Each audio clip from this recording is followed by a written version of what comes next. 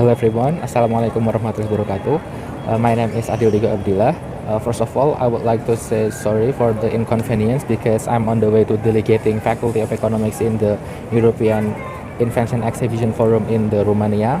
And now I will present to you about the European culture. This is a group assignment with the member of Anima Firoh, Amelia Adin Syahrani, Adil Diga Abdillah, me, and Dava FK Maulana. Jadi klaster global yang ada soal Eropa ini tuh tidak hanya membedakan dan mempersamakan dari sisi budaya, tapi juga merupakan hasil dari budaya itu sendiri, karena budaya pasti memiliki dampak terhadap banyak determinan. Kemudian di sini memang Rusia dan Turki itu dimasukkan ke dalam Eropa karena memiliki banyak sejarah panjang soal historis. Nanti juga akan saya tampilkan bagaimana peta Eropa dari Uni Eropa dan yang ada dari zaman dahulu. Oke, jadi bisa kalian lihat yang di kiri ini adalah peta Eropa dari tahun 6 sebelum Masehi ya, before century. Dan yang di kanannya adalah peta Uni Eropa ya, yang terbaru setelah Inggris keluar. Jadi memang Eropa ini memiliki banyak definisi dan perbedaan karena ada kerjasama negara Eropa, ada benua Eropa, juga Eropa yang dari dulu yang seperti di peta itu, yang ada sebagian dari Rusia dan Turki masuk. Jadi memang tidak bisa kita mendefinisikan suatu hal menggunakan satu teori saja, tapi tergantung bagaimana kita memilihnya dan kita berikan penegasan, kita ingin menjelaskan dari sisi yang mana. Eropa ini pada dasarnya merupakan suatu komunitas yang tidak hanya berbasis pada ras, kemudian bahasa, tapi juga memiliki sejarah-sejarah. Karena seperti yang kita tahu, negara Uni Eropa itu juga memiliki banyak sekali budaya, banyak sekali bahasa, dan motonya juga mirip dengan moto Indonesia, yaitu Unity in Diversity atau Bhinneka Tunggal Ika. Dan perkembangan yang paling akhir, paling terkini dan paling terkenal tentu saja European Union atau Uni Eropa, yaitu adanya suatu pasar bebas di Eropa yang bisa membuat adanya kebebasan perbelanjaan, pergerakan, dan lain sebagainya, karena itu juga memiliki kaitan dari ekonomi, sosiokultural, dan juga politik. Kemudian EU ini juga memiliki landasan dari Perang Dunia Kedua ya, dari yang tadinya para negara itu berperang kemudian digabungkan, makanya tadi sangat tepat ya, ada Unity in Diversity. Kemudian ini ada juga peta yang membedakan klaster dari negara-negara di dunia ini kepada klaster yang ada di globe, dan yang di kiri yang ditandai hijau ini adalah klaster Eropa yang memiliki 5 sendiri. Memang kebanyakan memiliki kecenderungan ke barat ya, tapi juga ada satu yaitu Eastern Europe yang masuk ke budaya timur. Jadi apa sih yang bisa membedakan antara klaster barat dan klaster timur? Pada umumnya untuk klaster barat itu memiliki power distance yang lebih rendah. Power distance itu adalah the degree in which people with less power accept and expect the power is distributed unequally. Jadi apabila suatu negara itu memiliki power distance yang rendah, negara itu akan memiliki hubungan atasan dan bawahan yang lebih erat karena lebih santai dan tidak berlibat. Istilahnya bisa sangat efisien karena kita berbicara tidak perlu panjang lebar karena merasa tidak enak. Ini juga ada kaitannya dengan cara komunikasi secara low context dan high context. Jadi biasanya negara barat akan memiliki kecenderungan low context atau straight to the point, sedangkan negara dengan power distance tinggi ada kemungkinan untuk memiliki komunikasi yang high context, atau mereka akan menggunakan kata-kata yang sangat panjang agar penjelasan mereka baik-baik saja. Kemudian untuk di individualisme, tentu saja di negara barat memiliki individualisme yang lebih tinggi, sedangkan di negara yang memiliki kecenderungan ke timur akan lebih erat, sehingga mereka lebih suka bergerombol atau bergrup. Dan biasanya soal kesetaraan gender memang di negara barat itu lebih baik, tapi bukan berarti semuanya akan sama rata ya, karena pada dasarnya ini hanya perkiraan, tapi tentu saja kita tidak mewakili seluruh individu, jadi hanya nilai yang sering muncul itu seperti itu. Kemudian untuk uncertainty avoidance, biasanya negara barat itu lebih rendah dan negara timur lebih tinggi. Kemudian untuk indulgence itu di negara timur akan lebih rendah, karena di negara timur itu menganggap pemuasan diri sendiri itu tidak terlalu penting. Oke, cukup sekian, akan dilanjutkan oleh teman saya. Baik, terima kasih Mas Adil Digo. Kali ini saya akan membahas mengenai Latin Europe atau Eropa Latin. Nah, budaya Roma mengenai managing dan organizing turut serta mempengaruhi ciri khas Latin Europe. Tetapi di sini di Latin Europe hal ini dianggap lebih personal. Di sini mungkin ada birokrasi yang tinggi, tetapi hierarki dan prosedur mereka dalam menyelesaikan sesuatu dianggap lebih cepat dan efisien. Oleh karena itu, di sini ada ketergantungan terhadap keluarga dan hubungan pribadi serta koneksi untuk bekerja sesuai dengan sistem dan aturan yang ada. Seringkali ada ketegangan antara ketergantungan ini dan loyalitas terhadap tokoh-tokoh otoriter dan ketidakpercayaan terhadap sistem otoriter pada umumnya. Tokoh-tokoh terkemuka dapat memanfaatkan ketegangan ini dengan menunjukkan kemampuan mereka sebagai pemimpin untuk memperlihatkan branding mereka dan kehendak mereka pada hierarki yang tertutup yang berat. Menurut Boisot pada artikelnya mengenai manajemen di Spanyol, manajer yang tidak memiliki legitimasi untuk melakukan peran mereka secara efektif dapat dianggap sebagai pengeksploitasi licik dari sistem ekonomi. Masalah legitimasi manajerial ini lazim dalam budaya Latin karena dimensi ekonomi dianggap sedikit lebih dari ekspresi budaya politik. Fidel pada tahun 1992 membedakan dua jenis pemimpin bisnis di Italia. Menurutnya, sebuah perusahaan dijalankan oleh dua orang yang seolah-olah adalah pasangan, yang saling berbagi kepercayaan diri masing-masing dan saling melengkapi. Yang satu berperan sebagai pemimpin dan menghabiskan sebagian besar waktunya dengan kontak eksternal untuk mencari informasi yang akan memungkinkan dia untuk menyesuaikan tujuan perusahaan. Saat melakukannya, dia mengawasi apa yang terjadi di dalam perusahaan. Yang lain mengasumsikan peran manajer dalam pengertian tradisional, memusatkan perhatiannya pada apa yang terjadi di dalam perusahaan sambil tetap mengawasi dunia luar. Pada sekitar abad ke-18, Prancis menjadi model budaya Eropa, tidak hanya melalui penyebaran nilai-nilai universal seperti kebebasan, kesetaraan, dan persaudaraan yang diproklamirkan selama Revolusi Prancis, tetapi juga melalui bahasanya. Namun demikian, istilah budaya di Prancis diterapkan pada deskripsi kebiasaan yang berkaitan dengan kategori profesional, sosial, atau regional tertentu. Selanjutnya kita akan membahas mengenai Nordic Europe atau Eropa Nordik. Hal ini diawali dari kehadiran Viking dari Skandinavia dan menduduki sebagian dari Eropa Utara yang masih terasa. Mereka membantu memperkuat kontras antara budaya karakteristik orang-orang utara dan kekaisaran Romawi. Mereka tidak berlebihan pada hierarki dan tidak ada sistem kontrol yang rumit. Sebaliknya, mereka mempertahankan kemandirian besar masyarakat, masing-masing dengan hukum dan badan pengaturnya sendiri. Warisan Viking tentang swasembada, keadilan, egalitarianisme, dan demokrasi tercermin dalam cara bisnis masa kini yang dilakukan di negara-negara Skandinavia seperti Norwegia, Swedia, Finlandia, dan Denmark. Di sebagian besar perusahaan, bos atau leader lebih dilihat sebagai pemimpin tim dan fasilitator kelompok sebagai lawan dari pengambil keputusan yang mendelegasikan tugas kepada orang lain. Dengan demikian, karyawan sering didorong untuk mengekspresikan pendapat mereka secara bebas di rapat dan pendapat setiap orang dipertimbangkan ketika membuat keputusan. Namun, keputusan akhir sering terletak di tangan pemimpin tim tersebut. Negara-negara Eropa Nordik memiliki satu ciri khas, yaitu pendekatan mereka terhadap otoritas. Penduduk mereka tidak menganggap mereka yang berwenang sebagai orang-orang terpencil yang kata-katanya harus diterima tanpa ragu-ragu. Mereka menghadapi otoritas dengan mempertanyakan keputusan mereka dan berharap untuk dikonsultasikan tentang masalah-masalah yang mempengaruhi mereka. Yang mengelola dan yang dikelola kurang berjauhan secara sosial daripada di Eropa Latin, dengan lebih menekankan pada pekerjaan yang sedang dilakukan daripada posisi dalam hierarki. Manajer tidak dianggap ahli dalam segala hal, tetapi diharapkan dapat menggunakan keahlian secara efektif di antara rekan kerja mereka.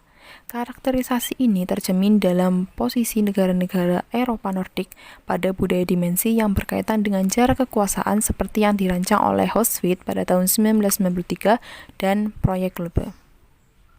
Selanjutnya akan dijelaskan oleh teman saya. Eropa Jerman. Haus et al. Pada 2004 mengakui bahwa pemisahan budaya Jermanik dan Eropa Nordik tidak sebesar di antara klaster lainnya. Bersama dengan negara-negara Nordik, negara-negara Jerman menunjukkan power distance yang lebih rendah daripada sesama klaster Eropa lain. Hal ini bisa dilihat pada skor ini yang menunjukkan skor mereka hanya 35. Hal ini tercermin pada preferensi umum karyawan perusahaan untuk bekerja dalam kelompok daripada melakukan upaya sendiri. Namun, ini tidak berarti bahwa orang-orang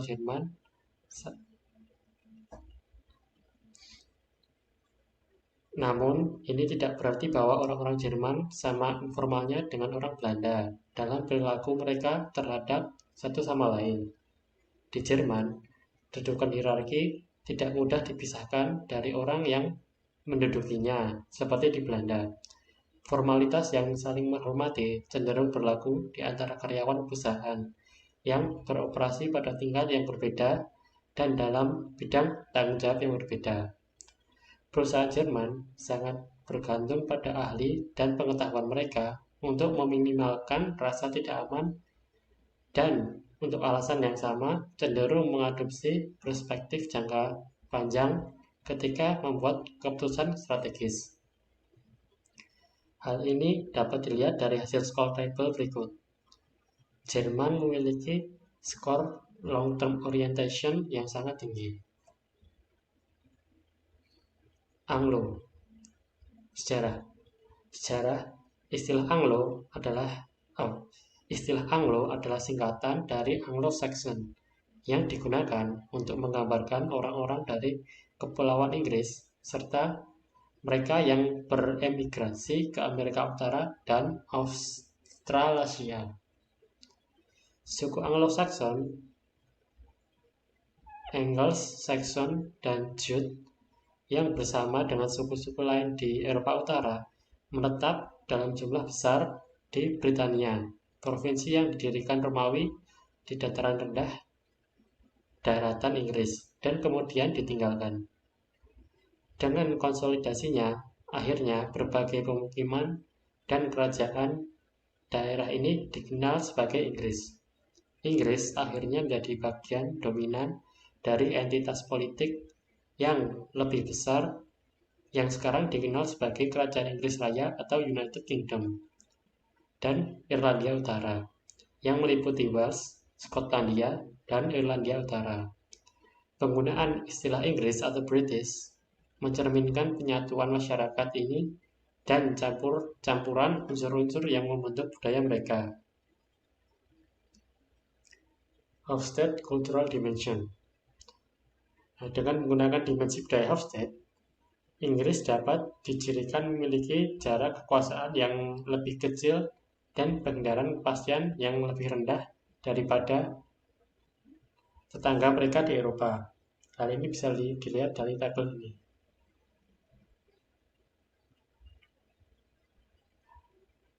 Pada saat yang sama, Inggris menjadi lebih individualis dan lebih ambisius atau agresif daripada rekan-rekan mereka di benua itu.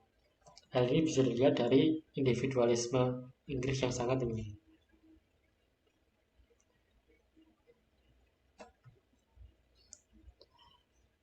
Pendekatan Inggris yang santai terhadap manajemen sangat kontras dengan pendekatan Latin dan Nordik. Meskipun birokrasi adalah bentuk organisasi yang paling umum dan berperan dalam menciptakan kesuksesan ekonomi Inggris di abad ke-19, Inggris menanganinya dengan cara yang sangat pragmatis, seperti yang ditunjukkan oleh Hickson dan Puch pada 2001. Secara karakteristik, mereka menyeimbangkan potensi kekakuannya dengan pragmatisme sehari-hari. mengerjakan segala sesuatu saat berjalan, daripada mengambil rencana birokrasi terlalu jauh. Mereka tidak mencoba mengelola ketidakpastian dengan mengeluarkan peraturan dan deklarasi yang mereka pikir skeptis. Oleh karena itu, dikatakan bahwa Inggris melihat organisasi sebagai pasar, di mana orang menegosiasikan apa yang harus dilakukan. Hal ini terkait dengan sifat orang Inggris yang sangat berorientasi individual.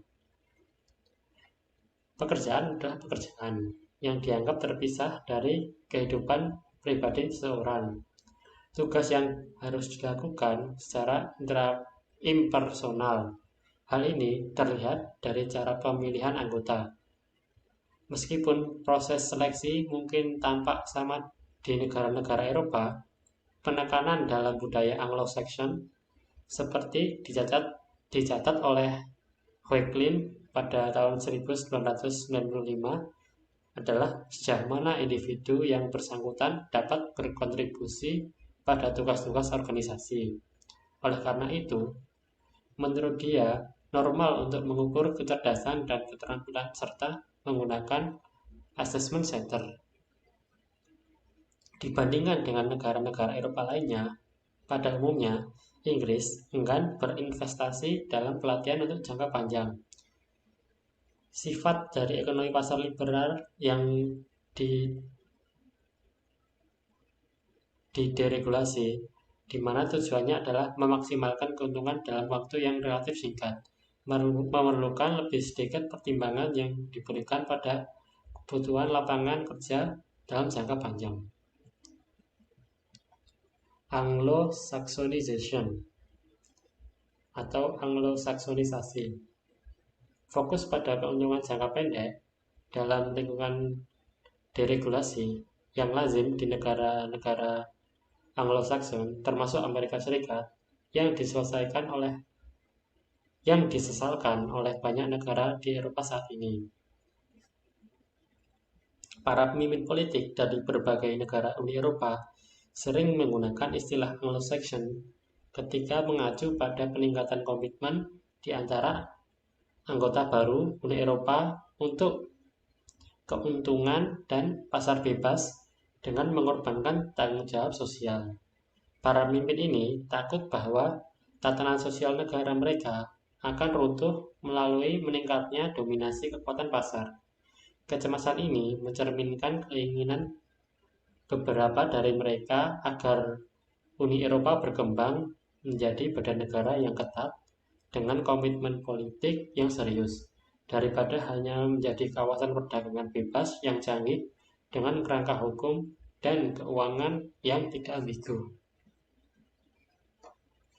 Ketakutan sering diungkapkan dengan istilah penurunan identitas budaya ketika Uni Eropa berkembang lebih jauh ke timur. Dan ini pada gilirannya telah mengangkat masalah apakah Eropa sendiri memiliki identitas budaya yang harus dilestarikan atau dilindungi.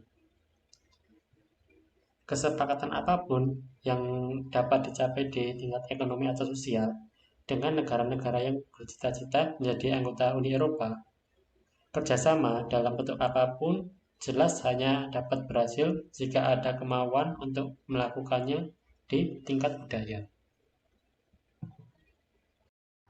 Eastern Europe. Pengaruh besar pada budaya Eropa Timur adalah Kekaisaran Rusia dan hegemoni Soviet. Rezim pasca revolusi khususnya memiliki efek mendalam di negara-negara Eropa Timur. Sebelum tirai besi akhirnya jatuh, negara-negara di bawah kekuasaan Soviet dicirikan oleh organisasi yang sangat otokratis dan terpusat dengan banyak tingkat birokrasi yang mencerminkan adanya hierarki ganda dan obsesi dengan perencanaan negara. Warisan sistem administrasi komunis merupakan hal yang harus dihadapi oleh masyarakat Eropa Timur dan Tengah sejak awal 90-an ketika praktik politik dan ekonomi barat diperkenalkan. Transformasi ekonomi yang sangat birokratis dan terpusat telah memakan waktu lebih lama dari yang diperkirakan. Penarikan kontrol terpusat telah meningkatkan perasaan ketidakpastian dan ketidakberdayaan. Individu dan perusahaan tidak dapat lagi mengandalkan sistem untuk membantu mereka, sebaliknya mereka harus berjuang dengan cara mereka sendiri, yaitu mengembangkan kepercayaan diri dan belajar bagaimana menghadapi lingkungan yang lebih terbuka dan kurang berbelas kasih. Transisi ini telah menyebabkan keresahan yang cukup besar. Seperti yang dilaporkan oleh Snyder dan Barsos, terlepas dari kebijaksanaan yang berlaku bahwa organisasi harus kurang hierarkis dan lebih fleksibel, beberapa manajer di Eropa Timur berpendapat bahwa dengan dihadapkan dengan ancaman kompetitif dan kondisi penurunan atau ketidakstabilan ekonomi, maka diperlukan sentralisasi yang lebih besar dan kontrol yang lebih kuat. Kesempatan untuk mengambil peran dan tanggung jawab yang serupa dengan tetangga barat mereka masih dipandang sebagai ancaman, terutama oleh mereka yang tumbuh dan bekerja di bawah rezim lama. Dengan runtuhnya politik Uni Soviet, 15 republik muncul, di mana Rusia adalah yang terbesar. Negara baru ini, yang membentang di Eropa dan Asia, juga telah berjuang sejak tahun 91 untuk menggantikan ciri-ciri sosial, politik, dan ekonomi era komunis dengan sistem politik yang lebih demokratis dan ekonomi yang berorientasi pasar. Hubungan dekat dengan Uni Eropa dipandang sebagai cara penting untuk mengembangkan ekonomi Rusia. Mikhail Gorbachev, selaku Presiden Uni Soviet yang menggerakkan banyak reformasi yang mengarah pada pembongkaran negara, memohon untuk pembangunan rumah Eropa bersama. Meskipun Uni Eropa dan Rusia telah mengeksplorasi gagasan untuk mengembangkan ruang ekonomi Eropa bersama, tujuan dan kepentingan politik dan ekonomi yang bersaing tampaknya telah menang. Bahkan jika kehadiran Rusia di panggung bisnis Eropa menjadi semakin dominan, ada banyak yang mempertanyakan apakah Rusia memiliki penghargaan yang sama terhadap nilai-nilai esensial seperti demokrasi, HAM, dan kebebasan sebagai negara-negara di dalam dan dekat dengan Uni Eropa. Rusia dan Eropa menurut mereka tidak mungkin berbagi nilai budaya seperti itu. Jaringan aktif yang dirujuk dalam Spotlight 3.5 tampaknya menjadi salah satu ciri masyarakat di Rusia yang telah bertahan dari transisi baru-baru ini dan yang terus memainkan peran penting dalam kehidupan Rusia. Ini adalah bentuk jejaring sosial yang disebut BLAD yang memungkinkan individu untuk mengatasi kelangkaan barang dan jasa dari ekonomi yang direncanakan secara terpusat. Meskipun kata BLAD awalnya diasosiasikan dengan kejahatan kecil, kata itu menjadi lebih terkait dengan kepedulian dan berbagi dengan membantu dan dibantu melalui jaringan hubungan pribadi. Hubungan ini dibangun dari waktu ke waktu dan rasa saling percaya. Dengan meningkatnya ketidakpastian reformasi pasca Soviet, BLAD terus berkembang pada dasarnya untuk mengurangi sifat masyarakat yang tidak pasti di mana layanan tingkat sosial, pendidikan, keuangan, dan hukum lemah, langka, atau tidak ada sama sekali.